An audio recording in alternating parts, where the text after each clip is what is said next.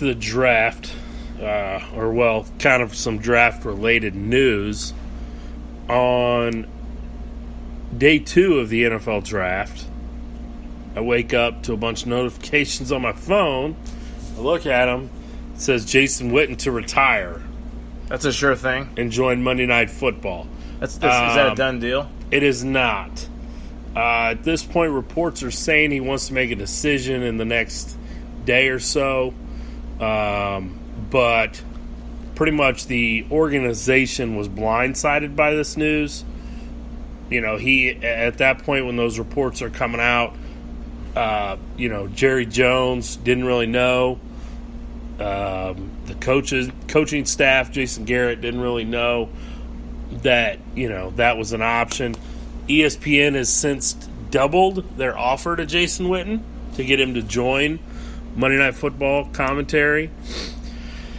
So, as a Cowboys fan, this scares me a little bit, this late in the game, that we could be losing our all-pro player, Pro Bowl type guy, Jason Witten. A security blanket for our young quarterback, Dak Prescott. So, makes me a little nervous. But, that being said, he's had a great 15-year career. I think he is a first ballot Hall of Famer. And, if he does decide to go into broadcasting, I think he'll do great at that. Yeah, I gotta say, I think he'll do really good at broadcasting. I think he's well spoken. You know what? I think his production. So I'm looking at last year. I think his production. I think you can come up with that.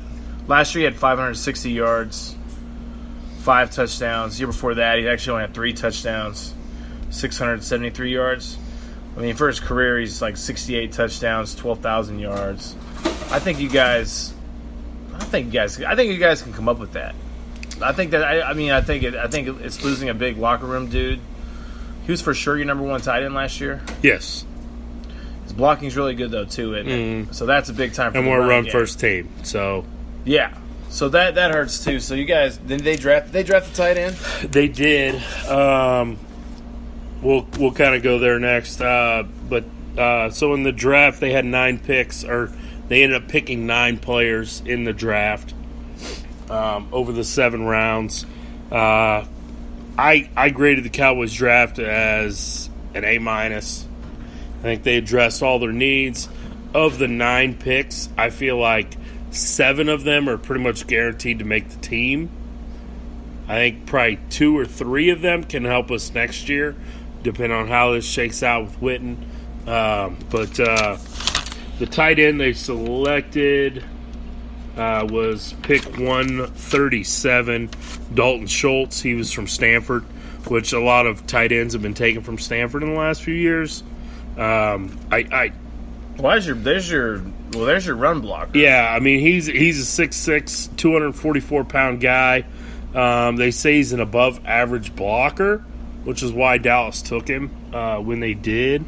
Obviously this is after the news of Witten. When they made their first-round selection, they didn't know the news about Witten. Witten still has not given them a final decision. I would personally like to see Dalton Schultz sit behind Jason Witten for a year, maybe be that second tight end. You guys run a lot of 2 tight end stuff, or is it not a ton, like 3-1? Not a ton.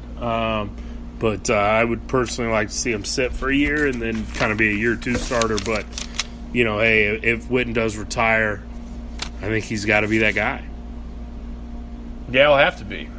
Or they can see who's a free agent. I mean, there's rumors that Antonio Gates is going to be released by the San Diego Chargers. I mean, I guess that could be kind of a fill-in guy. I don't personally think Antonio Gates is that great of a blocker. He's more of a pass catcher. Which we do throw to our tight end some, but not a ton. We really need a blocking tight end. But, maybe Antonio Gates is a guy that can come in and kind of give some veteran leadership on offense. Tight end room. You can get him cheap. Yeah. Shoot. Just take I mean, but he hasn't been released yet. But that's the rumor out there right now. I'll be surprised, that I've right? heard. Sometimes like these guys start getting a little bit older. He's probably his contract is probably a little bit bloated, so you kind of let him go. I mean, I definitely wouldn't pay big money for him.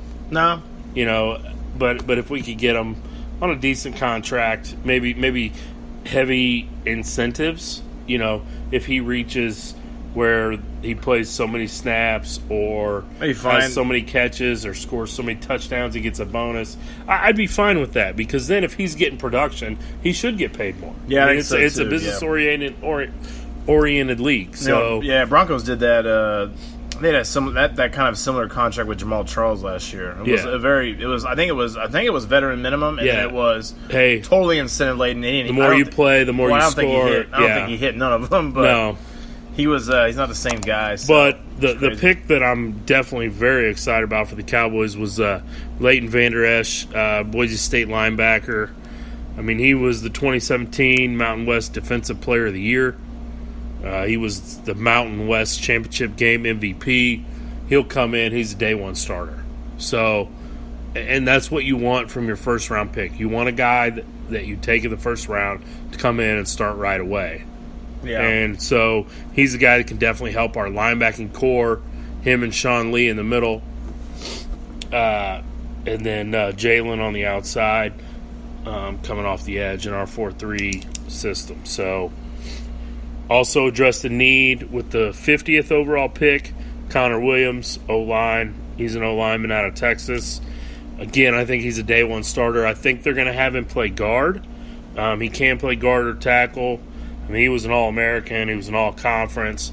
He grew up in Coppell, Texas, which is a suburb of Dallas, then went and played at the University of Texas. And so he's a Texas guy, Texas forever. And I think he's the guy that'll come in and play right away. Next pickup was Michael Gallup, a wide receiver. Obviously, with cutting Dez Bryant, you got to get a guy that can play. I think he'll be the number 2 behind Hearns. I think it'll be him and Hearns as the top 2 receivers. He was injured in his sophomore year, community college. He had a low SAT score, which prevented him from going Division I right away out of high school. But he had all the measurables. And then he got injured in his sophomore year, which cost him some Power 5 offers coming out of junior college or community college. But he went to Colorado State, had a good career there. And he'll be the 1 or the 2 wide receiver, depending on him and Hearns. So that's a lot different from what it was last year, So obviously 2 guys that weren't even in Dallas. Yeah. I think you guys had a pretty good draft, though. Yeah, that's pretty good. I think you guys did pretty good. You got some guys that can potentially start right away. On the other hand, I feel like the Chiefs, I don't know if they got anybody that can start day one. They got linebackers round 2. Got linebacker Breland Speaks, athletic guy. Is he gonna I don't know. Is he gonna start right away? No, I don't know. Over Houston, over D Ford. Yeah. Probably not. Is he going to get in? Sure. Rotation or whatever. The round 3 pick was Derek Nadi. He's okay. He's a good player. Nothing spectacular. That's defense again. Round 3, defense again. Or the second pick in the 3rd round. Dorian O'Daniel. Kind of a box safety kind of guy. I don't know. So Chiefs, the funny one for the Chiefs was the 6th round. They got the guard Khalil McKenzie, who's the son of the Raiders. Reggie GM, right? McKenzie. Yeah, and so there's a funny picture of him on Twitter with he's getting the phone call, getting drafted from the Chiefs, and literally everybody in the room is wearing Raiders gear, and he's getting a call from the Chiefs like, "All right, come play for us." He's a guy who's athletic, but whatever. Chiefs totally not flashy draft. Was that 6 players? 6 players. I don't think any guys are opening day starters. It's all good. If you got guys that you got to work with them and they come out in a year or 2, I don't know. It was kind of a weird draft for the Chiefs. Really don't need too much offensively at all. The offensive guard, the depth's cool. It's always good to get O-line depth. Yeah, I'm good with that. Like, I don't know. It definitely wasn't flashy. That's for sure. There's nobody. I don't think there's anybody in this draft, like the last 3 years for the Chiefs, that's going to come out and just kill it. Hunt killed it last year.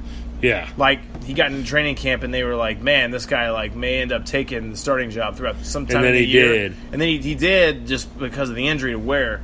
Hunt, and then the year before that was Hill. Hill came in. Hill's a deep ball threat right away. Year before that, I think is Kelsey. It was Kelsey 3 years ago, maybe 4 years ago. Kelsey's another guy. So every year they've had a pretty solid guy. I don't think there's anybody this year. They didn't take any quarterbacks, just no quarterbacks for depth. No quarterback, right? So Andy Reid, I think it's his first draft. He hasn't taken a quarterback. Now they'll probably pick up somebody on waivers. I mean, I don't say because Dallas did take a quarterback. I mean, they took a guy, Mike White. He was out of Western Kentucky. But, I mean, obviously Dak Prescott's the starter. Cooper Rush is the number 2. I mean, this kid will kind of fight for that number 3. Just who's number 2? Depth guy. Cooper Rush. Where's he from? I don't even remember where he's from. Cooper Rush. That's kind of a good name. Yeah. He's the number 2. Dallas also took a linebacker to add some depth. A guy named Chris Covington. He was out of Indiana. He's possible that he doesn't even make the team. He's one of those kind of bubble guys for me. And then Cedric Wilson, he was a wide receiver out of Boise State. We have a ton of wide receivers on the roster. Also got Tavon Austin over from the Rams. That was a 6th-round pick, right? Yeah, they traded for that. Was that a 6th-rounder from this year? Yeah, 6th round. The Rams were more looking to add depth because they're probably out of money. Well, and they traded Dallas traded a receiver. I know that little guy. Not Beasley. No, it's another guy, right? It's another guy. Yeah, I can't think of the name. He did some punt returning or something. Yeah, and that's fine. But the rumor is that Dallas is going to kind of use Tavon Austin in more of a running back role, like to kind of give a change up for Ezekiel Elliott. Not as a receiver. Bo? You guys aren't going to use Bo? Well, yeah, that's the other thing. Like, I mean, obviously he took Bo Scarborough. He had some injuries at Alabama, which had him drop in the draft. He's your second running back, right? I would think so. That he's going to be the second running back, and that he's going to kind of be that big pound him back. Not that Ezekiel Elliott isn't a pound him guy, but Ezekiel Elliott is more of a speed guy in my mind. To give us a change of pace, but. I don't get the whole Tavon Austin thing, moving him to the backfield, but, hey, what do I know? I'm just a high school football coach. So. Yeah, what the heck do you know? Yeah, so we'll see what Dallas is going to do Oh, there. yeah, I know why the Chiefs didn't. Okay, so the Chiefs didn't draft the quarterback, so they're starting. So, Mahomes is a starter. I forgot they picked up Chad Henne. Oh, yeah. So Henne's they got up. good veteran backup. And then the third-string dude's Matt McGloin, who he started. I remember he was starting for the Raiders for a minute, and then something else. So there's your third stringer. Dude. Yeah, they didn't really need. I'm sure they'll pick somebody else up and work him out or whatever. So I mean, yeah, the running back room is going to be kind of crowded too in Dallas, but I think they addressed the need that we had at linebacker with Hitchens leaving. We addressed the need at wide receiver with the cutting of Dez Bryant, and added some depth at some other positions. So, I mean, that's why I'm giving them an A in the draft, A- in the draft. So, what grade would you give the Chiefs? I mean, it's not a sexy draft. It's like a C. It's like a C. Hey, they addressed some needs. They added some depth, and. You're not always going to have that draft where you have to assess needs. I mean, you always want to be getting guys that you think can come in and you develop them and they can play. And I think that's what the Chiefs did. Hey, shoot. Did the Patriots ever have a flashy draft? No. I'm not saying they're the Patriots. But Tom Brady was not a sexy draft pick at all. I mean, and he turned out okay, I think. Is he okay? Tom Brady? He's pretty good. Pretty good? I think he's best. Probably the best of all time, maybe. He's good. He's pretty good. Pretty good. Yeah, he's in the conversation with, Yeah. Joe Montana. You know, And when they took him, nobody was probably jumping up and down saying, "Oh, we just got this great quarterback." Whatever. Skinny, look at all the quarterbacks that got drafted skinny above kid him. out of Michigan. But Look at all the quarterbacks that got drafted